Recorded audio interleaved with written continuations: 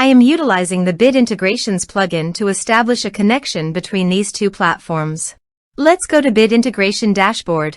Create Integrations. Select Academy LMS. Choose a form. User completes a lesson. Choose lesson. Next. Now here search and select Telegram.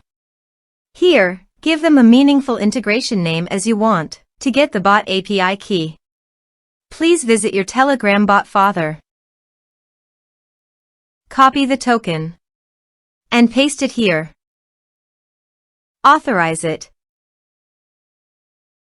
Authorization is successful. Click Next. Select Chat List. Map the respective fields.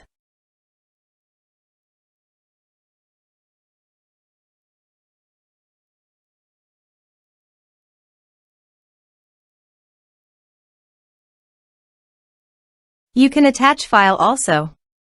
Here is the conditional logic. You can use it if you want. If the condition matches, then the data you will send to Telegram. Then click Next. Finish and save it. Now go to your other WordPress user. Go to the Academy LMS site. Enroll now. Start course. Now check the box to complete the course. Now let's go to the Telegram. Here is the data that came into Telegram through the integration.